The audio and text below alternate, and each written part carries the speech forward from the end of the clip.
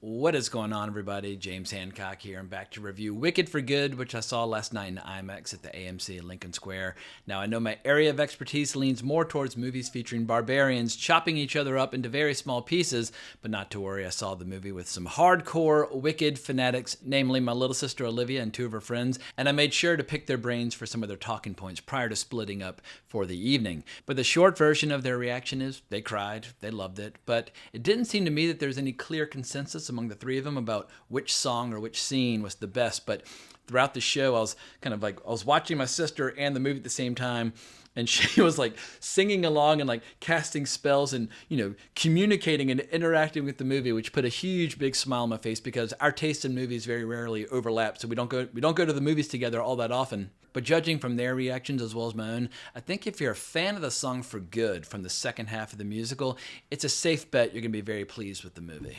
But I think my favorite musical number was Wonderful just because I'm a lifelong fan of the great Jeff Goldblum. But overall, our crowd, some of whom were in costume, a lot of them went fucking berserk. I mean, they were applauding after songs as if the musicians and the singers were there in the theater, and after the show, as people were exiting the theater out onto the street, they were standing around and buzzing about the movie, almost like we'd seen the show live on Broadway. So I think it's safe to say Universal has yet another box office juggernaut on their hands. The cold streak of this fall movie season is going to draw to a close.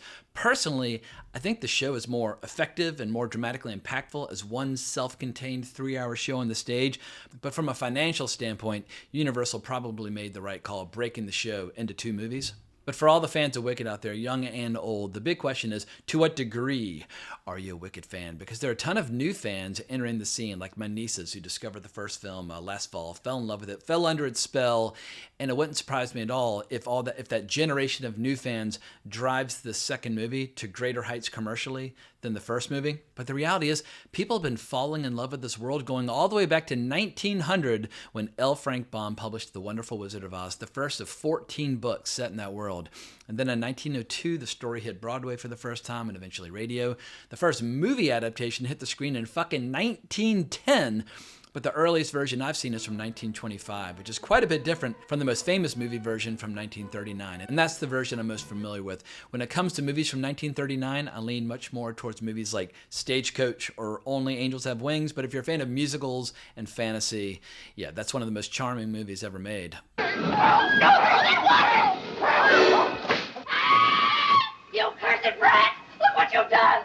I'm melting! Melting! And I think the next version I saw was The Wiz from 1978 with Diana Ross and Michael Jackson. Then we got to leap forward a couple decades to the next version, which I saw, Sam Raimi's Oz the Great and Powerful, which I don't really remember all that well, apart from just not being all that impressed with it, because when it comes to Sam Raimi, I much prefer Evil Dead over Oz the Great and Powerful.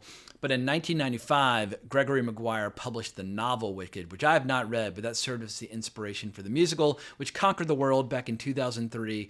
And if you ever get a chance to see it on stage in New York, do so. I saw it for the first time on the stage this past summer, and it's pretty wild seeing just how resourceful and creative they have to be on the stage, creating all the special effects. Because obviously in a movie, if you want to see somebody flying through the sky in a broom, you can just do it. But on the stage, it's like, well, a real living, breathing person is going to have to be on that broom. How are we going to do this? But to be fair, if you're ever in New York and you have a chance to see a show on Broadway, the only one that I would really recommend would be The Book of Mormon. It is so fucking funny, and I suspect that if Wicked for Good is as successful as I think it will be, it's only a matter of time before Trey Parker and Matt Stone finally do the big screen adaptation of The Book of Mormon. In any case, let's get into it with Wicked for Good. I don't necessarily consider myself the target audience for Wicked for Good in any way, shape, or form. However, there is no denying the universal appeal of this show. After I got home and I was sitting down, I was playing a little Elden Ring because I'm still addicted to that game after all these years.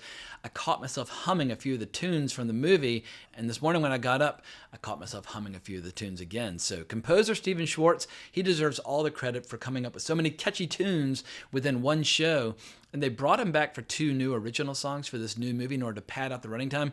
I don't think that either of the new songs contributed anything major to the story, but once again, Universal took a tight economical show and then broke it in 2, so they had to come up with some fresh material to pad out the running times. But just to put it in perspective, on the stage, the entire show with an intermission is 2 hours and 45 minutes. But the two movies together are a combined 5 hours and 6 minutes. That's a lot of fresh new material. And the new movie is 2 hours and 18 minutes long, whereas the first movie was 2 hours and 48 minutes long. And a lot of these new scenes are just designed to add additional action to the drama, like Elphaba flying into battle or Elphaba flying away as people pursue her. There's a lot of action in this, which is just really, really hard to do on the stage, where obviously you can't have 700 people on horseback chasing after somebody as they fly off into the horizon. But if you're a fanatic for Wicked, I hope you'll forgive me for making one observation or criticism. And once again, this is just one man's opinion.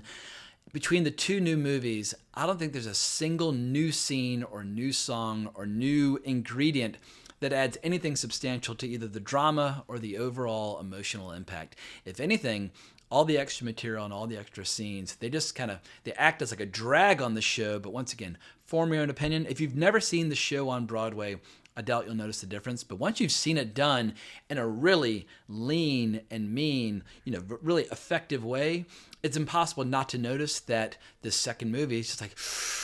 And a perfect example of this would be how they choose to begin the second movie versus how they choose to start the second act in the Broadway show. Because the Broadway show, when the second act starts, it starts in this really big, bombastic way with a huge musical number. I believe it's No One Mourns the Wicked, the reprise. And that's a big, thunderous song that kind of raises the dramatic stakes and that sort of thing. Whereas the movie chooses to start with an action scene and then it goes into the song. And it's like, yeah, it's filler. And I feel like a movie should be all killer, not filler. But this movie, it has filler, but perhaps not as much filler as the first movie. But the first movie, I think the first movie has the advantage of having more humor. And it has my two favorite songs from the musical. My two favorite songs from the musical are Popular as well as Defying Gravity. But the second movie does have the song For Good as well as the song Wonderful. And Wonderful is delightful just because of the way that Jeff Goldblum and Cynthia Erivo and Ariana Grande choose to stage the song.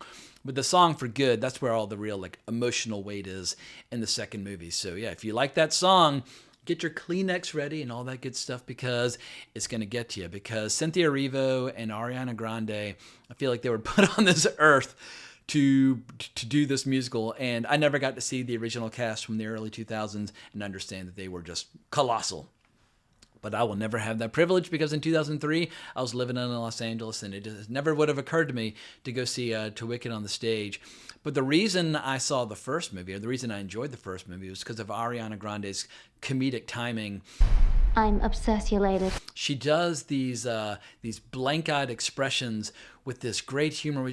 Anytime she's saying one of Galinda's strange, colorful phrases or made-up words or whatever, she just has this pitch-perfect comedic timing when it comes to how do you deliver those lines.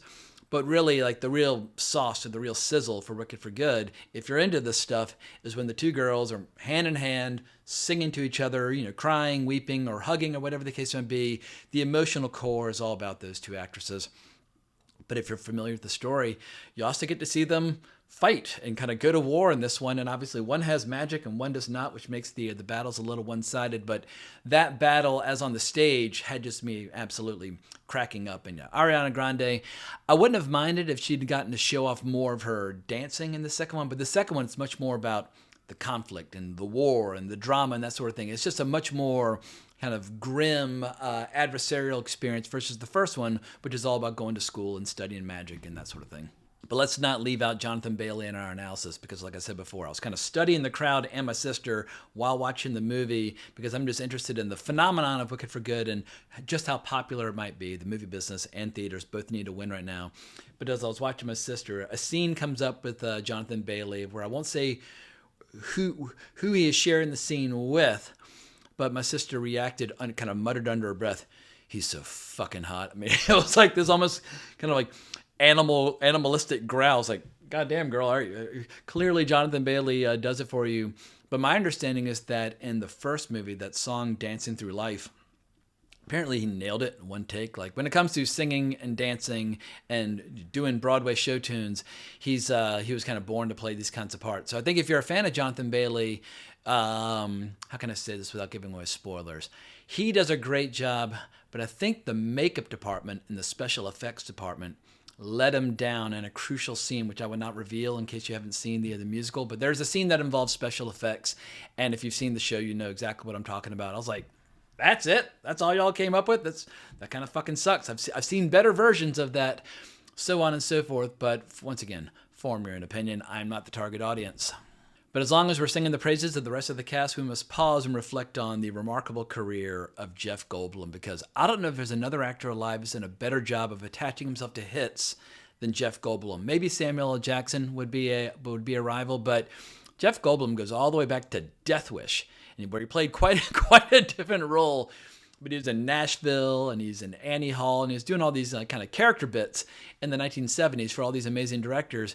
But in the 80s, his career really took off. I mean, I first discovered him in The Fly, where he just blew my mind. It's one of my all-time favorite horror movies. But when it comes to big budget, like successful franchises that he's been a part of, I mean, Jurassic Park, Independence Day. He was a big part of Thor Ragnarok, which plants him right there in the MCU, Wicked, and I'm sure I'm leaving out a bunch of stuff, but it just seems like every couple of years, he's like, oh, I haven't been in a blockbuster in a while. Let me go ahead and attach myself to one of the most popular movie franchises going on right now. I don't know what his net worth must be at this point, but he doesn't phone it in. He's smiling and tap dancing and just doing his thing throughout this whole movie and clearly having an absolute blast.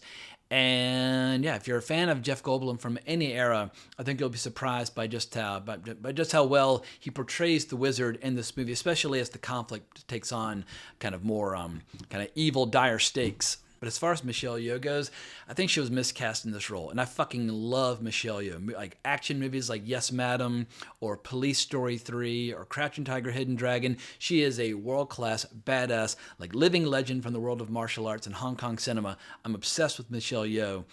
But when it comes to singing and dancing, I just don't think this is her area of expertise. If they'd had an action scene where she starts throwing fucking roundhouses and, high kicks and that sort of thing, she probably would have, fucked up everybody in the movie. But that's not what this kind of movie is. And I just feel like, yeah, they probably could have found another actor. But if you're a giant fan of her from movies like Everything Everywhere All at Once, well, then you'll probably think she does just fine in this movie. So this is all just a very long-winded way of saying that I think the movie's going to be an absolutely massive hit. It's the perfect kind of holiday movie to play during Thanksgiving, because during Thanksgiving, when people are all full of, turkey and gravy and ham and that sort of thing, if there's a rainy day, it's the perfect movie for families to go to. I also think it's the perfect movie for people who go to the movies perhaps once a year, like my little sister Olivia. She doesn't go to the movies often, but when she goes, it's for a movie that's really important to her. And I think it's the kind of movie that scratches the itch for underserved audiences. If you love musicals, there's really not that many. I mean, you'll get the occasional Disney cartoon with a bunch of crummy songs, but it's very rare where you get like a real musical with real Broadway show tunes, like one that actually has like, long-term enduring appeal. And so it's the kind of movie where, suddenly it gets these disproportionate returns or disproportionate ticket sales because it's appealing to an audience that typically just stays home and watches other stuff or does other things with their lives. And I've been saying off and on throughout this video how I'm like, I'm not the target audience, or I don't know anything about musicals. That's not technically accurate. I mean, I don't want to like toot my own horn too much, but I actually know quite a bit about musicals from like the 30s, 40s, and 50s. Because I just like those musicals more, where there's a greater emphasis on like the Nicholas brothers doing incredible dancing, or Fred Astaire and Ginger Rogers, or Eleanor Powell. I just feel like they really knew what they were doing when it came to Hollywood musicals back then. But obviously there are later examples, like Bob Fosse made incredible musicals in the 70s with Cabaret and All That Jazz. And I really like Cabaret and All That Jazz because they go to the dark side. That's much more my speed when it comes to musicals. But as a high schooler, I did have a tiny flirtation with becoming a theater kid. I worked in the tech crew on Big River, the musical made from Huckleberry Finn, and I was an extra in The King and I. And so if you're working on a musical, every afternoon for months on end, just a little bit of that gets into your blood.